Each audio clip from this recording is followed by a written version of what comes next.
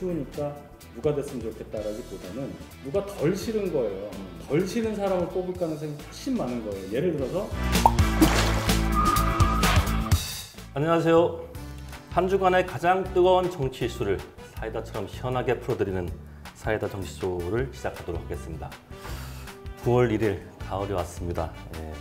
뭐 여름은 지났지만 그래도 사이다처럼 또 더 시원한 가을이 되기 위해서 오늘도 좋은 이슈 가지고 좋은 대안들, 좋은 이야기 나오는 그런 시간 됐으면 좋겠습니다. 또 사이다 논객을 소개해야겠죠? 윤희석, 윤석열 국민캠프 대변인 나와주셨습니다. 네, 윤희석입니다. 오늘도 달콤한 듯 쌉싸름하게 말씀 나눠보도록 하겠습니다. 저 오늘 세 번째로 알고 있는데 한 1년을 하신 것 같습니다. 시간이 너무 빨리 가나 보네. 요즘 뭐 윤석열 후보는 어떻게 지내십니까? 어제 이제 1박 2일로 월요일부터 해서 충청남도, 충청북도 도르셨고 오늘 또 이제 뭐 대한노인회 또 각종 사회단체 이렇게 일정이 이제 오늘부터 본격적으로 경선이 시작됐으니까요. 홍보를 시작하고 있습니다. 뭐 지방 가실 때 이렇게 차 안에서 나눴던 대화 매주 소개해 주시기로 하죠. 뭐 오늘도 물어보시면 지금 한 번 소개해 주세요. 예를 들어서 세종시의회 국회 분원 그 자리에 가서 이제 얘기를 하실 때 비가 왔잖아요. 그래서 이제 방송에도 많이 우산 드는 거 그 말씀하시면서 요 말씀을 하셨어요. 세종의회 분원이 들어오는데 차 안에서 이러시더라고요. 야, 그럼 여의도 날치기 이런 거는 안 들어와야 되겠다는 말을 해야 되겠다 하시더라고요, 갑자기. 그래서 저희는 그런 생각 못 하잖아요. 근데 나가셔서 진짜 그 말씀을 하시더라고요. 세종의사당에는 여의도식의 날치기 이런 일들이 벌어지지 않았으면 좋겠다. 그냥 딱 애드립으로 하신 거예요. 반응 괜찮았어요? 좋았죠. 저희가 막 열렬하게 하시라고 그랬고 하시더라고요. 원고를 직접 손을 많이 대시는 모양이군요. 그러니까 저희가 드리는데 그대로 안 하세요. 그래요? 본인 버전이 있습니다. 네, 열린민주당 김성애 대변인. 네, 안녕하세요. 요즘 뭐 채널 돌리는 곳마다 대변인님 계시던데. 뭐 방송인이 불러주시는 곳이면 마다하지 않고 제가 디지털 조선도 나오고 있지 않습니까? 마다하지 않고 나가고 있습니다. 몇 년 전만 해도 이제 진영 대 진영 이렇게 되면 다른 진영 뭐 물론 언론사 그런 건 아닙니다만 여하튼 저희들 입장에서는 디지털 조선 같은 데 나가는 것을 잘 안 하려고 하는 그런 흐름도 많이 있었는데 저는 그럴 필요가 없다라고 생각을 했고 또 와서 직접 방송을 해보니까 제가 하는 말을 무슨 짜집기 하거나 편집해서 방송을 하는 것도 아니고 해서 오히려 보수적인 유권자분들이나 이런 분들이 새롭게 아실 수 있도록 할 수 있는 얘기도 있기 때문에 재밌게 하고 있습니다. 가끔 뭐 댓글을 보면은 그 소위 그 약간의 보수 어떤 주의를 갖고 계신 분들 같긴 한데 김성애 대변인 응원하는 댓글이 있더라고요. 그러니까 이제 제 방송을 원래 보시던 분들이 이 방송을 보시면 왜 저렇게 그 변절자처럼 말을 하냐 이제 이러시는 거고 저는 이 방송을 보시는 시청자들의 버전으로 또 이야기를 하는 거니까 그런데 마음에 들어 해주시면 좀 고맙고 또 제가 제 일가 친척이 전부 다 군 출신이고 굉장히 보수적인 분들이 많아서요. 어떤 생각을 하시는지 대충 알고 있어서 거기에 맞춰서 말을 하려고 노력하고 있습니다. 저희 고모부를 설득하는 마음으로. 나름 뭐 방송 채널에 양 진영 등등 있지만 어떤 채널의 어떤 통합을 위해서 애써 주시는 게 아닌가 좋은 것 같습니다. 뭐 본격적으로 이제 대선 이제 야당도 국민의힘도 이제 대선 이제 예비 경선에 이제 들어가게 돼 있고 뭐 점점 더 이제 열기가 이제 좀 고조될 것 같은데요. 그래서 오늘도 한 4가지 정도 준비해봤습니다. 첫 번째가 그 국민의힘 역선택 방지 조항 도입 논란인데요. 이야기거리 되게 많을 것 같고요. 지난주에 저희가 언론중재법 한번 다뤘던 것 같은데 어쨌든 뭐 27일 날 상정하는 걸로 관련 이야기들. 그다음에 드디어 윤석열 후보께서 드디어 제가 그렇게 강조해드렸는데 정책을 하나 내줬습니다. 부동산 정책. 그 이야기 조금 깊이 있게 하면 좋을 것 같고요. 그다음에 윤희석 사태 관련한 뭐 뒷이야기 몇 가지 좀 짚고 넘어가도록 하겠습니다. 이 주제는 제가 조금 강조를 해서 한번 이야기 나눴으면 했으면 한 제작진의 어떤 주제인데요. 국민의힘 역선택 방지 조항 도입이 지금 상당히 논란인 것 같습니다. 지금 소위 뭐 시청자들 이해를 위해서 역선택 방지 조항이라 하면은 지금 국민의힘 대선 후보 경선에 더불어민주당 지지자들이 참여하지 못하게 하는 일종의 장치라고 볼 수 있는데 이 건에 대해서 윤석열, 최재형 후보 같은 경우는 방지를 해야 된다. 그죠? 방지 조항을 넣어야 된다. 포함시켜야 된다. 그 경선 룰에. 그다음에 홍준표, 유승민 후보 같은 경우는 아니다. 본선 경쟁력을 위해서 많은 대중들이 참여하게 해야 된다. 이제 이런 논란인데 먼저 뭐 대변인 맡고 계시지만 대변인 같지 않게 윤 정치님의 의견을 듣도록 하겠습니다. 네, 그 역선택 방지 조항 관련해서 저희 캠프에서 공식적으로 또는 드러내놓고 이것이 필요하다 또는 어떻다라는 의견이 나온 적은 없고요. 공식적으로는 선수가 룰에 대해서 먼저 얘기하는 것은 부적절하다. 그리고 당에서 결정을 해주시면 저희는 무조건 따르겠다. 이것이 저희의 입장입니다. 근데 역선택 방지 조항 관련해서 제가 말씀을 드리자면은 아마 대부분 이런 인식을 하시고 계실 것 같아서 한 말씀 제가 첨언을 하겠습니다. 대부분 상대 진영 후보 중에서 우리가 상대하기 편한 후보가 되게 만들기 위해서 전략적으로 그 후보에게 표를 주는 행위를 역선택이라고 하시는데 잘 보면 그게 전략적인 행동이라기보다는 그냥 당연한 결과라고 저는 생각을 해요. 예를 들어서 제가 국민의힘 지지자인데 저보고 더불어민주당의 대선 후보가 누구였으면 좋겠느냐고 했을 때 제가 전략적으로 어떤 후보가 되면은 우리가 쉬우니까 누가 됐으면 좋겠다라기보다는 그냥 누가 덜 싫은 거예요. 덜 싫은 사람을 뽑을 가능성이 훨씬 많은 거예요. 예를 들어서 저는 이재명 후보보다는 이낙연 후보가 덜 나쁩니다. 제 개인적으로. 다 나쁜데 덜 나쁘다. 아니 다 나쁘다는 뜻은 아니고 그분의 인품이나 이런 걸 제가 좋아하는 면도 있어요. 근데 이재명 후보보다는 좋은 면이 더 많아요. 그러면 그럼 이낙연 제가 그렇게 찍는단 말이에요. 그러면 이낙연이 후보가 되면 국민의힘 후보가 상대하기에 수월해서 그런 거 아니냐 이렇게 해석을 하는데 그런 건 아니란 말이에요. 결국은 상대 진영 후보 중에 비호감도가 얼마나 적으냐 하는 사람을 뽑게 될 가능성이 크거든요. 그런 차원에서 이제 역선택을 바라봐야 되는데 저희는 보면은 더불어민주당과는 달리 그냥 여론조사가 들어가는 독특한 시스템을 갖고 있어서 과연 여론조사에서 얼마만큼의 비율로 국민의힘 지지자와 여권 지지자가 섞이느냐에 따라 영향을 줄 수도 있다. 최종 결과를. 그런 우려 때문에 이 논의가 시작됐다고 생각합니다.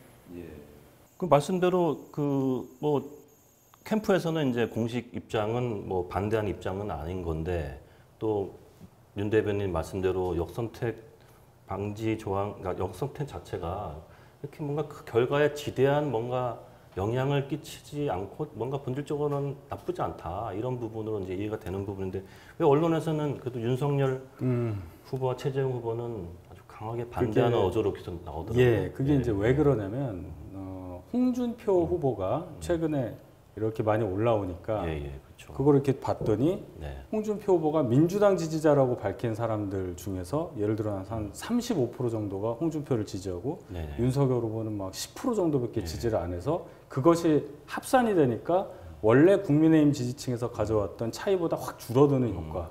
그래서 이렇게 되면은 정작 본선에 나갈 후보를 정하는 데 있어서 왜곡된 결과가 나올 수도 있지 않느냐 이제 이런 분석이에요. 근데 제가 이렇게 보면 일반 여론조사는 예를 들어 1000명 샘플을 하게 될 경우에 성별 나누죠, 지역 나누죠, 연령 나누죠 이렇게 쭉 다 나눠서 하잖아요. 그러다 보면은 아마도 표본에 500명 정도는 야권 지지자, 500명 정도는 여권 지지자가 섞일 겁니다. 그렇게 해서 얘기를 해서 하겠죠. 그런데 저희가 정말로 9월 15일 첫 발표를 앞두고 경선 그 후보를 뽑기 위한 1차 컷오프 전화를 드리면 2,000명 정도 할 거예요. 1,000명 나눠서 두 회사에서 하게 되면 이제 전화를 걸죠. 자, 지금 이 전화는 국민의힘 대선 후보를 뽑기 위한 전화입니다. 선생님은 뭐 나이가 어떻게 이게 물어본다면 그러면 대부분 끊어요. 끊는데 국민의힘 지지자가 끊는 것보다는 민주당 지지자들이 듣지도 않고 그냥 끊는 경우가 훨씬 많을 겁니다. 그럼 아까 여론조사에서는 반반 정도 섞일 텐데 여기서 실제 경선 전화조사로는 이게 굉장히 많이 불균형이 있을 거란 말이에요. 그래서 이 영향이 굉장히 적을 거다. 저는 개인적으로는 그렇게 생각을 합니다. 물론 그게 있다고 해서 저한테 유리할 것 같지는 않아요. 유불리를 물어보신다면 제가 그렇게 답하겠습니다. 요 역선택 부분은 이전에는 크게 이렇게 회자되지 않았던 부분 같은데 당연히 또 여러 가지 또 전략적 판단이 있을 것 같기도 합니다. 김성현 대표는 어떻게 보십니까? 전자 첫 번째는 그 경선준비위원회에서 역선택이고 뭐고 없이 여론조사를 하겠다고 이미 정해놓은 것을 선관위원장이 와서 바꾸려고 하는 것 자체가 불공정 시비를 자아내는 측면이 하나 있다라는 지적을 하지 않을 수 없고요. 그다음에 두 번째로 이제 유승민, 홍준표 의원이 지금 강하게 반발하면서 선관위원장 사퇴 등을 얘기하는 것은 이제 말은 그렇지만 사실상 그 기실 내용은 전 국민으로부터 내가 더 고르게 지지를 받고 있다. 이제 이런 말씀을 하고 싶은 것으로 생각이 되고요. 대본에도 있습니다만 역선택이라는 게 원래는 경쟁 정당 지지자들이 다른 정당 선거에 참여해 조직적으로 투표를 해서 선거 결과를 왜곡시키는 행위인데 제가 이걸 지적하려던 참이었는데 우리 대변인님께서 말씀을 잘 해주셔서 사실상 저는 큰 영향을 미칠 조건이 안 된다. 그리고 아까 전에 반반이라고 하셨는데 실제로 지금 여론조사하면 민주당 3, 국민의힘 3, 그리고 둘 다 싫다가 4거든요. 그러니까 반반. 예, 그렇지만 실제 여론조사에서 역선택을 방지 조항을 넣으면 이 민주당 3만 빼고 둘 다 싫다 4에다가 국민의힘 3을 합쳐갖고 어차피 여론조사를 하는 거거든요. 그러니까 비중으로 놓고 봤을 때 0.3은 별로 크지도 않고 그 안에서도 또 나뉘는 것 생각하면 더 작고 이게 후보별로는 다를 수 있습니다. 예를 들어서 최재형 후보처럼 1%에 의해서 8등 안에 드느냐 마느냐로 승부를 가려야 하는 분 입장에서는 뭐 이런 논쟁에 들어가서 뭐 이렇게 하자 저렇게 하자 룰에 대한 이야기를 할 수 있지만 윤석열 후보는 지금 1등 후보이고 홍준표 후보가 따라온다는 이야기는 제가 쭉 여론조사를 보면요. 그냥 언론사랑 여론조사 회사가 요즘 그냥 그게 재밌을 것 같으니까 막 띄우는 거예요. 그래서 왜 그런 말씀을 드리느냐. 지금 딱히 윤석열 후보가 대단한 실수를 하고 계시는 상황도 아니고 그렇다고 해서 홍준표 후보가 최근에 발표했던 어떤 정책이 국민들을 굉장히 어필했거나 어떤 사고를 만들어서 급작스러운 지지율이 올라가는 국면이 아니거든요. 그런데 지지율이 붙는다는 얘기가 자꾸 나오는 것은 그냥 그런 여론조사 결과를 제가 보기엔 침소봉대하고 있는 상황이다. 그래서 저는 이제 노무현 대통령께서 그런 말씀하셨는데 둘 중에 선택이 갈등이 될 때는 너한테 손해가는 쪽으로 하는 게 정답이다. 아니, 나한테 손해가는 쪽으로 해왔다. 이런 말씀을 하셨는데 그러니까 지금의 저는 이 룰이 그렇다는 겁니다. 역선택 방지로 3%나 4%의 득실이 있다고 하더라도 윤석열 후보 입장에서 이게 순위를 바꿀 뭐 객관적으로 봤을 때 이게 순위를 바꿀 수 있다고 저는 생각하지 않거든요. 그래서 막 민주당 지지하는 사람들이 막 다 한보함으로 해갖고 우리 모두 다 홍준표를 지지합시다 막 이렇게 해서 그래봐 전화는 1000통 가는데 5천만 국민 중에 그 전화를 누가 받을 줄 알고 역선택을 조직을 하겠어요. 그렇다고 하면 윤석열 후보 입장에서는 아까 룰이 뭐 중요하냐 그냥 경준이한테 이렇게 정하셨으면 저 따르겠다라고 해버리고 가만히 있는 게 통 큰 모습으로 확실히 1등은 다르구나라는 그런 여론을 좀 만들어낼 수 있을 거라는 점에서 윤석열 후보와 이 최재형 후보의 대응은 다를 수밖에 없다 좀 이렇게 보고 있습니다. 말씀대로 하시면은 좋을 것 같은데요. 그래서 말씀드렸다시피 저희 공식 입장은 후보를 계속 누차에 걸쳐서 말씀하신 게 당의 결정에 따르겠다는 거예요. 그리고 말씀 잘하셨는데 1위 후보가 선수인데 어차피 선수가 룰을 가지고 얘기하는 거는 아무리 봐도 부적절하지 않습니까? 그리고 이제 홍준표 대표 최근에 이렇게 되는 건 여론조사 이 정도 나온 건 당연한 거예요. 이분이 갑자기 치고 올라간 게 아니라 보십시오. 당대표를 2번이나 하셨고 5선 의원입니다. 그리고 직전 대선 후보예요. 그 정도 중량감을 가진 사람이 몇 명이나 있겠습니까? 저희 당에. 이 정도 지지율은 당연히 나와야 되는 것이고 한 가지 제가 첨언을 하면 이 역선택 방지 조항 관련해서 유승민, 홍준표 두 분이 이제 반대를 하시잖아요. 넣으면 안 된다. 이 두 분도 그 본인의 처지에 따라서는 과거에 이걸 또 넣어야 된다고 하신 적이 있어요. 유승민 후보 같은 경우는 바른정당 시절에 5년 전에 대선 후보 뽑을 때 이거 넣어야 된다고 해서 관철을 시키셨고 홍준표 대표께서도 당대표 하실 때 2018년 지방선거 때 역선택 방지 조항 넣어야 된다고 아주 길게 말씀하신 영상이 남아 있거든요. 그래서 이거는 어느 쪽이 맞다 틀리다 이런 차원으로 얘기한다기보다는 당에서 이제 당헌 당규로 정확하게 규정을 해서 더 이상 이런 논란이 안 나오도록 하는 것이 순서가 아닐까 이렇게 생각합니다. 뭐 경선 룰이 이미 정해져 있는데 지금 선관위 출범하면서 또 요 안은 지금 각 캠프에 또 3가지 안을 드리면서 뭔가 의견을 구한다고 지금 진행되고 있는 걸로 알고 있는데 오늘 그러면 명확하게 좀 입장을 밝혀주시면 좋겠네요. 저희가요. 일단 통 크게 그냥 이게 이상한 게 오늘 보면 몇 시부터 몇 시까지는 찬성하는 사람을 부르고 몇 시부터 몇 시까지는 반대하는 쪽을 부르고 이런 식으로 나눠놨어요. 그래서 참석 자체가 예. 의사 표시를 하게끔 지금 선거관리위원회에서 그렇게 예. 해놨거든요. 이상하네요. 예, 그래서 어쨌든 저희도 누가 가시긴 갈 거예요. 의사 표시 안 할 수가 없으니까요. 그리고 처음 또 선관위에서 뭔가 소집을 하는데 안 간다는 것도 또 그렇지 않습니까? 예. 그래서 어느 정도는 의사 표시가 될 텐데 적어도 그렇게 당의 어떤 결정을 좌지우지하려고 저희가 강력하게 주장하고 이거 아니면 안 된다는 식은 아니라는 거, 요건 분명히 제가 말씀드리겠습니다. 그럼 방지 조항을 넣어도 좋고 안 넣어도 좋고 이렇게 당의 결정에 따르겠습니다. 정해 주시죠. 그래 다른 후보들도 좀 이렇게 정리가 될 것 같은데 1등 후보가 통크에 정리를 좀 해주셔야지. 예, 저희도 통크에 갈 겁니다. 예. 좀 보시죠. 그래서 윤 후보님은 어떤 입장이십니까? 통이 크신 입장입니다. 방송을 너무 오래 하셨네. 예, 말씀 주셨지만 오늘 어쨌든 뭐 선관위에서 또 이렇게 논의도 하고 뭐 하루 이틀 사이에 지금 결정 나야 되는 거죠? 이 부분은 지금. 그렇습니다. 예. 월요일까지는 아마 정한다고. 아니 대변인- 경선 준비해서 정한 룰을 왜 흔들려고 하는지 전 그 자체가 선관위가 필요 없는 논쟁을 만들고 있다고 생각해요. 그냥 룰대로 합시다 그러고 닫아버리면 끝인데 예, 뭐 이게 대세에 지장을 미칠 문제가 아니거든요. 이게 이런 게 대세에 지장을 미친다고 말하면 이제 민주당으로부터 어떤 역공을 당할 수 있느냐? 그럼 호남에서 나오는 목소리를 싹 다 없애고 가겠다는 얘기랑 뭐가 다르냐라는 질문에 답변하기 어려워지거든요. 예. 그래서 저는 그냥 선관위가 경준이 안대로 그냥 가겠다, 논란이 없도록 이렇게 하는 게 제일 깔끔하지 않을까 싶습니다. 근데 뭐 유승민 후보 같은 경우에도 너무 선관위가 윤 후보를 위한 그런 룰을 만드는 게 아닌가라는 이런 말이 자꾸 이렇게 또 언론에서도 막 이렇게 전달하니까 이게 말이 그 역선택 방지 조항이 도입이라는 논의가 자체가 다 이미 마무리가 지어져 있고 국민의힘이 제가 알기로는 꽤나 오랜 역사 동안 역선택 방지 없이 그냥 왔는데 이번에 갑자기 선관위원장이 들어와서 룰을 만들려고 하면 당연히 누가 봐도 역선택 방지 조항이 들어갔을 때 불리한 분들의 편을 들어주려는 것이 아니냐 이런 의심을 살 수밖에 없는 상황이라서 그래서 제안을 드린 거예요. 현실적으로도 어렵습니다. 이 룰이라는 거는 선수가 바꾸는 다 게요? 선수가 다 합의를 해야 될 거예요. 그리고 일단 전례가 없습니다. 전례가 없고 전례가 없는 가운데 새로운 거를 도입을 하겠다면 참여하는 선수가 몇 명이 됐든 간에 전원 동일하지 않으면 그 게임이 안 되는 거잖아요.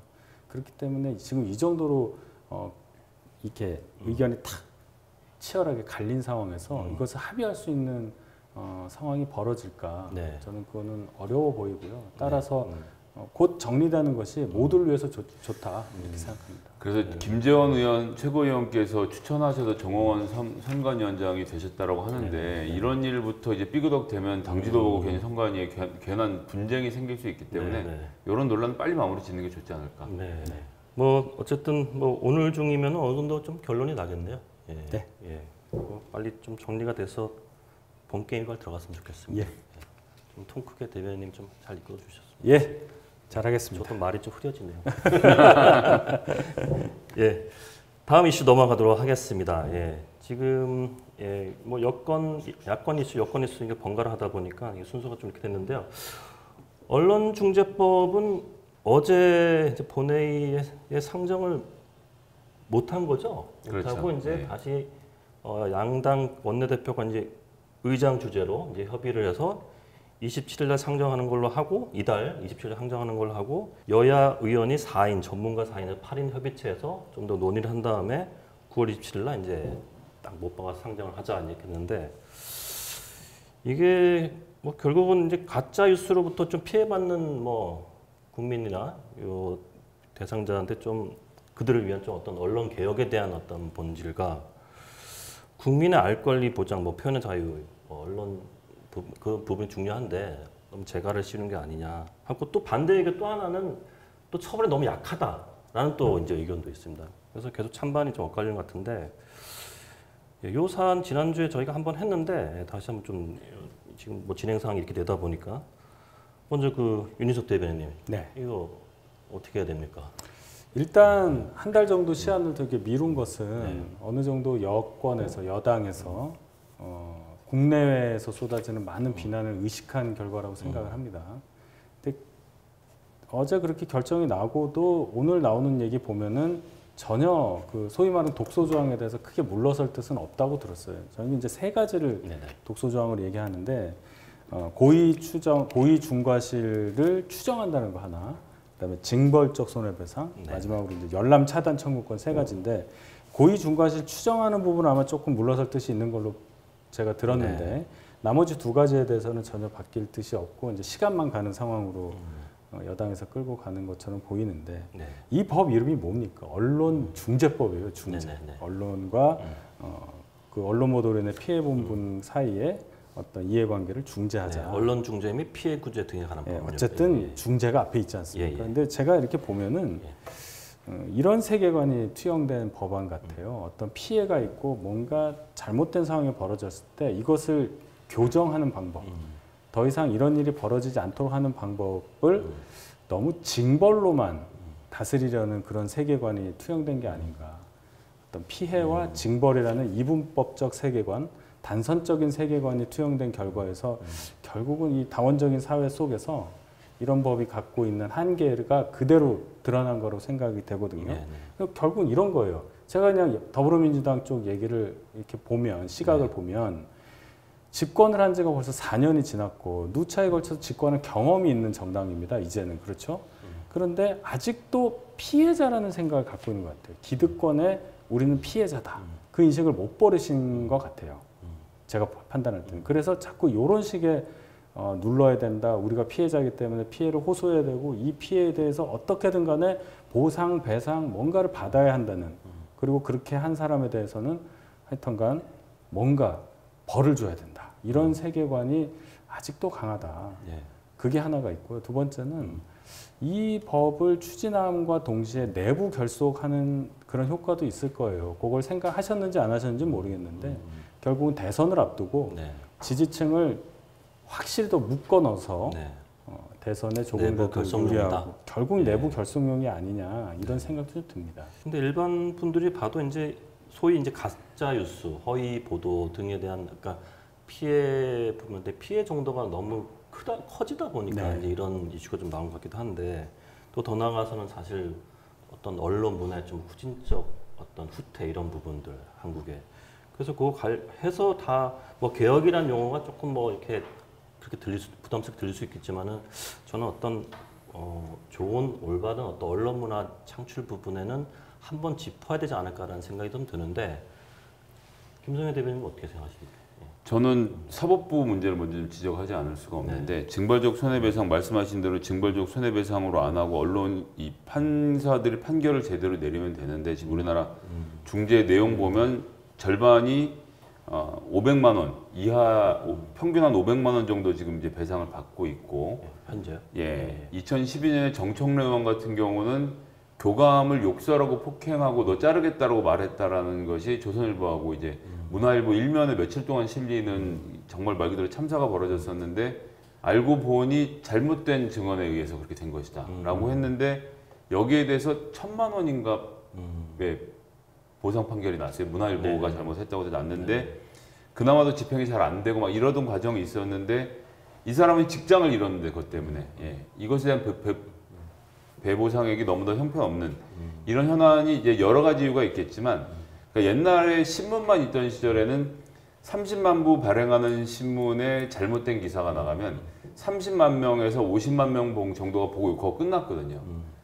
이러던 시절에 300만 원, 500만 원, 1000만 원 매겨놨던 것을 지금도 그대로 유지하고 있고 이 사람이 당한 심리적 피해 그리고 요즘은 인터넷이라는 게 있어서 어디에 하나 실리기만 해도 전 국민은 거짓말이지만 한 절반 정도는 다 알게 되는 거 아닙니까? 정말 아주 사소한 잘못만 해도 온만 언론의 보도가 되는 현실을 고려하면 이 사람이 이제 움직이고 걸어 다닐 때도 이 피해를 보게 생겼는데 그런 점을 고려하지 않은 이제 사법부의 현실과 동떨어진 판결 이건 이제 대법원 양형위원회에서 조정을 해줘야 되는데 조정해줄 의사는 없고 언론 피해자들을 사법부가 어떻게 구제하겠다라는 구체적인 계획도 없는 상태이기 때문에 결국 이제 민주당이 징벌적 손해배상이라는 제도를 통해서 이 문제를 해결해 보려고 시도를 하고 있는 거죠.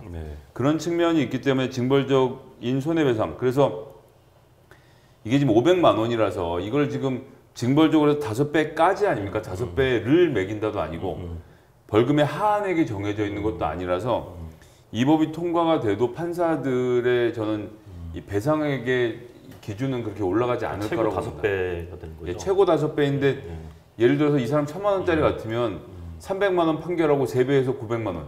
예를 들면 판사가 이렇게 판사의 재량권만 넓어지는 문제가 사실은 한편으로 있는 겁니다. 그래서 원래 원하는 이렇게 벌금액의 하한선도 정하고 이런 규정들이 있었는데 이게 논의하는 과정에서 다 빠져버려서 지금은 거의 지금 논의되고 있는 수준은 거의 남아있는 게 없다. 그리고 추정 말씀을 하셨는데 의사가 그렇고 기자가 그런데 기자가 취재한 내용은 기자가 취재한 취재원이 누군지는 기자나 아는 거지 피해자인 원고가 이런 걸 확인할 수가 없거든요.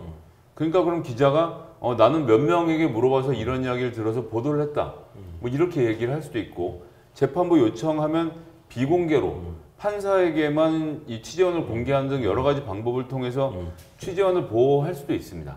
근데 이제 이런 것들을 다 안 하겠다고 하는 거거든요. 독일 같은 경우는 의료과실의 경우는 의사가 잘못했다라고 추정을 하고 재판을 시작해서 의사가 본인이 의료사고를 저지르지 않았다는 걸 입증하는 구조로 만들어 놓았는데 왜냐하면 그런 점을 고려하면 기자들도 그런 정도는 충분히 받아들일 수 있는 내용이라고 생각을 했는데 이제 뭐 요지부동이기 때문에 저 협상은 하겠지만 글쎄 국민의힘이 지금까지도 협상안은 사실 안 내놓고 이거 3개 다 없애고 나면 사실 언론중재법이라는 게 이제 뭘 통과시키는지 모르는 상태가 되는 건데 모른 협상이라고 하면 이 조정안이라는 게 필요한데 국민의힘이 그런 조정안을 지금이라도 좀 만들었으면 좋겠는데 과연 하실까 걱정이 되긴 합니다. 지금 윤 대변인 말씀하신 민주당 내 어떤 내부 결속용도 좀 보인다라고 하는 부분은 어떻게 보십니까? 예, 그럼 이제 검찰 개혁에 대한 이야기와 언론 개혁에 대한 이야기 이제 두 축으로 진행이 됐다가 검찰 개혁은 청와대 기준으로는 1차로가 마무리가 됐고 여기에 대해서 더 해야 된다라는 그룹과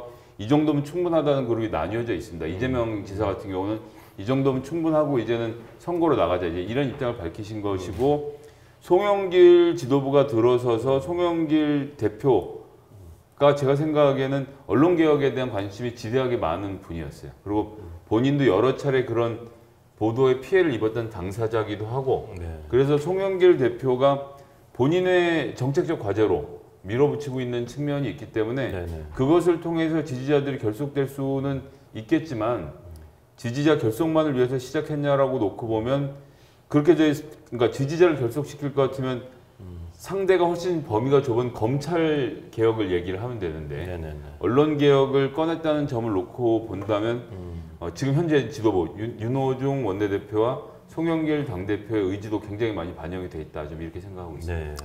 그렇게 볼 때 제가 볼 땐 언론을 상대로 이런 법을 만들었다는 거는 제가 볼 때 전략적으로는 민주당에서 그렇게 좋은 전략을 선택했다고 보이지는 않아요. 언론이지 않습니까? 그리고 아까 대안을 왜 국민의힘에서 내지 않느냐고 말씀하셨는데 기본적으로 출발점을 표현이 좀 그렇습니다. 불순하게 보기 때문이에요. 정치적 의도를 갖고 이 법이 제안이 됐다, 이 법이 발의가 됐다고 보기 때문에 대안을 낸다는 차원으로 대응할 수가 없는 겁니다. 무슨 말씀이냐면은 이 법을 갑자기 끌고 나온 이유가 뭐겠습니까? 갑자기 언론을 어떻게 해야 되겠다 하는 얘기는 아까 말씀드렸다시피 언론에 의한 어떤 정권 비판, 여당이잖아요. 언론에 의해서 비판받는 부분을 조금이라도 줄이고자 하는 정책 의도가 있다고 볼 수밖에 없고요. 그리고 이 법이 국민적으로 지지를 많이 받고 있다고 말씀들을 하는데 그 설문 내용을 보면 기가 막혀요. 당연히 찬성할 수밖에 없게 설문이 나오는데 제가 판단할 땐 이렇습니다. 가짜 뉴스라는 것을 가지고 피해를 받는 측면도 있지만 가짜 뉴스라는 것을 정치적으로 이용한 것도 정치권의 원죄가 된다고 봐요. 예를 들어서 이번에 윤희숙 의원 이따 얘기하겠지만 관련해서 문제가 불거졌을 때 여권에서 많이 의지하는 모 방송인은 예를 들어서 그 투자한 금액의 몇 %가 뛰었다라는 말을 할 때 되게 과도하게 사실과 다른 뭐 6배가 뛰었다는 몇십억이라는 이런 얘기를 막 했단 말이죠. 이 언론중재법이 만약 통과됐다면 이분은 굉장히 큰 제재를 받아야 돼요. 근데 거기에 대해서 과연 여권에서 어떤 반응이었느냐 그걸 원용을 하거나 또는 그와 유사한 식의 굉장히 센 말들을 많이 했단 말이죠. 확인이 안 된 얘기들. 물론 의원들이 언론기관은 아니지만 그러한 언론의 보도를 이용하는 측면이 분명히 있단 말입니다. 거기에 대해서 정치권에서 반성하지 않고 정치권에서 먼저 그러한 보도를 이용한 정치 공세라는 행태를 바로잡지 않고서 언론을 향해서만 이런 얘기를 한다는 그것도 게 중재법에 소위 처벌을 받을 수 있지 않나요? 근데 이 정치인이 법을 그거- 추진하면서 예. 추진하는 이 순간까지도 이런 게 되니까 네. 도대체 뭘 위한 언론중재법 발의냐라는 순수성을 의심하는 겁니다. 그래서 언론중재법이 일반 국민 입장에서는 뭐 크게 생활에 와닿지 않을 수도 있겠지만 그러면 정치적인 어떤 눈점을 떠나서 가짜 뉴스를 소위 언론이 생산을 해서 불특정인에게 아니면 어떤 특정인에게 피해를 주는 언론의 행위, 이 행위에 대해서는 윤희석 대변인은 어떻게 생각하십니까? 그렇게 따지면은 처벌을 해야 되나요? 이 언론중재법에서 규율하지 않는 그 범위 바깥에 있는 소위 말하는 유튜브라든지 이런 소위 말하는 유사 언론기관에서 발산하는 가짜 뉴스, 소위 말하는 가짜 뉴스의 폐해가 훨씬 클 겁니다. 여기 지금 범위에 빠져 있잖아요. 예. 그거는 정보통신법으로 규율하자고 얘기하시는데 그것도 사실은 규율하고자 하는 내용만 보자면 많이 빠진 거죠. 그러니까 도대체 의도가 뭐냐는 거예요. 네. 왜 이런 법을 이렇게 시끄러운 얘기를 지금 이 순간 대선을 몇 달 앞두고 꺼내는 것이냐, 또 이걸 강행 처리하려고 하는 것이냐. 만약에 저는요, 어제든 언제든 강행 처리를 만약에 했다면 굉장히 크게 대선에 영향을 줄 수 있다고 저는 생각을 했어요. 지금 야권의 앞으로의 그 행보에 대해서는 어떻게 지금 준비하고 계시는 겁니까? 어쨌든 협의체에서 이제 야권의 두 분의 국회의원과 전문가 추천한 전문가 네. 두 분이 이제 같이 여권의 4명과 이제 협의를 할 것 같은데 어떻게 가야 돼?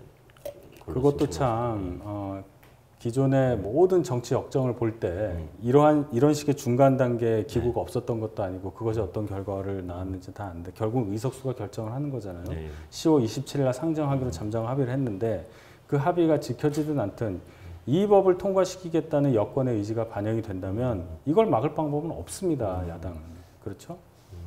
그래서 저는 뭐 조금 전에 말씀하신 1인 미디어들에 대한 규제, 특히나 이제 플랫폼 자체가 가짜뉴스를 그냥 놔두는 행위, 이걸 규제하는 정보통신망법 개정안에다가 그다음에 공영방송 지배구조 개선안도 지금 다 나와 있거든요. 법안도 발의가 돼 있는 상태이기 때문에 여기에 언론중재 및 피해구제에 관한 법률안 이렇게 세 가지를 다 묶어서 27일 패키지로 통과시킬 수 있도록 논의가 잘 됐으면 좋겠는데 예, 전 논의가 잘 될 거라고 예측을 하고 있었는데 대변인 말씀은 지금 아예 의도 자체가 불순하기 때문에 논의를 할 수 없다에 가고 계시는 거라서 야 이거 타협안이 만들어질까 걱정이 좀 되네요. 예를 들어서 의도가 불순하지 않다는 걸 지금 다시 한번 말씀해 주세요. 근데 그거는 뭐 언론중재법이 나의 마음을 왜 몰라줘 이상으로 할 수 있는 말이 아닌 거죠. 이게 똑같은 얘기인 건데 2004년 5년에 언론중재법으로 법안을 바꿀 때도 이 언론개혁을 할 때도 그 언론사들이 전부 다 들고 일어나서 권력기관에 대한 비판을 더 이상 할 수 없게 된다. 언론중재법을 만드는 것만 가지고도 지금 현행 귀퉁이에다가 요만하게 내는 기사 내고 200만 원 손에 쥐어주는 그 언론중재를 하는 것에 있어서도 이걸 만들면 언론의 자유가 훼손이 된다라고 이야기를 했습니다. 그런데 그렇게 돼서 벌써 15년의 시간이 흘렀는데 뭐 그 중간에 최순실 사건부터 시작해서 5만 종류의 특종 보도들을 쭉 돌이켜 보면 권력기관에 대한 감시를 그럼 실패했던 적이 있는가? 저는 아니라고. 이게 최소한 이 언론중재법 때문에 막혀서 권력기관에 대한 감시를 언론이 하지 못했던 적은 없다라고 봅니다. 어느 정도의 규제는 당연히 있어야 된다라고 생각하고, 그리고 이게 사실은 표현의 자유라는 말로 헌법에 들어가 있어야 되는데 말씀어짜의 말씀론자로서 언론의 자유로 들어가니까 이거를 자꾸 언론사들이 언론사의 자유로 등치를 시키는 거예요. 여기서 얘기하는 건 시민들이 말할 프리덤 오브 스피치, 말할 자유를 이야기를 하고 있는데 헌법에 언론의 자유가 들어있다. 그 언론이 바로 우리 언론이다, 프레스다라고 얘기하고 있는 것 자체가 저는 좀 너무 아주한 인수격의 해석이다. 그렇기 때문에 필요한 부분에 시민들의 규제가 들어가는 것이 당연하다. 그래서 뭐 지금 언론사들은 자율적인 규제 기구를 만들 테니까 그렇게 도움되지 왜 너희들이 직접 하려고 하느냐라고 하는데, 최근에 ABC협회가 문체부 감사 과정에서 드러났지만 5만 신문들, 이거 뭐 진보 보수 따질 것도 없습니다. 전부 다 2배씩 판매 부수를 뻥튀겨서 그 기준으로 해서 정부가 1조 5천억 원에 달하는 정부 광고 집행 예산 중 일간지에 배당하는 예산을 그 ABC 협회 결과 보고 지금 돈을 내줬던 건데 이거는 정부를 상대로 사기를 친 거거든요. 네. 그랬는데 그 ABC 협회가 그렇게 언론사가 강조하는 언론사들이 자율적으로 협의해서 만든 기구 아닙니까? 네. 지금 이제 ABC 협회가 그렇게 돌아가는데 피해자 구제를 언론사가 자율적으로 하겠다라는 것을 글쎄 지금까지 언론이 보여준 역사를 놓고 보면 네. 예, 그렇기 때문에 형법의 체계 안에서 논의할 수밖에 없는 게 우리나라의 현실이다. 미국 같은 경우 영화 등급도 전부 다 네. 예, 개별위원회에서 알아서 하는데 우리나라가 안 되는 것과 좀 같은 이치가 아닌가 싶은 생각이 네. 듭니다. 마지막으로 드리면 언론 개혁의 필요성에 대해서 왜 저희 당에서도 그걸 반대를 하겠어요. 언론 개혁의 필요성은 다 공감을 할 겁니다. 근데 만약에 저하고 김성희 대변인을 그냥 소개 안 하고 듣기만 하면 누가 여당이고 누가 야당인지 아마 헷갈리실 거예요. 무슨 얘기냐면 언론 단체가 다 반대하는 이유가 있어요. 그리고 책임 있는 여당이라면 모든 당위적인 것을 다 실현할 수 없다는 걸 알아야 됩니다. 그게 집권 세력의 책임이에요. 이걸 다 한꺼번에 다 바꾸자고 하면 나라가 어떻게 되겠냐는 생각을 안 하고 마치 야당인 것처럼 얘기한다는 게 제가 처음에 말씀드린 얘기예요. 그 대표적인 것이 고의 중과식을 추정한다는 법체계에 없는 규정을 처음부터 넣고자 했고 그것을 계속 강조했다는 점이에요. 지금은 이제 물러나서 빼겠다는 의사표시가 살짝 있는 것 같은데 네. 거기서부터 의도를 제가 말씀드리는 겁니다. 네. 자, 지금 뺐으니까 됐지 않느냐? 그게 아니죠. 네. 그런 태도를 견제해 왔기 때문에 이 순수성 계속 의심할 수밖에 없습니다. 네. 뭐 논란이 정치적 의도라는 게 다 있지 세상에 순수한 일이 어디 있다고 이 정치의 여당이잖아요. 예, 나와 있는 결과를 잘 논의를 했으면 좋겠습니다. 무한한 국정 책임진 여당으로서의 책임감 있는 모습을 제발 좀 보여달라는 거예요. 예, 그 말씀은 무겁게 들어야 된다고 생각합니다. 우리 사이다 정치쇼는 순수합니다. 네, 이렇게 정리를 하고요. 어쨌든 27일 날 뭐 또 결론이 나겠죠.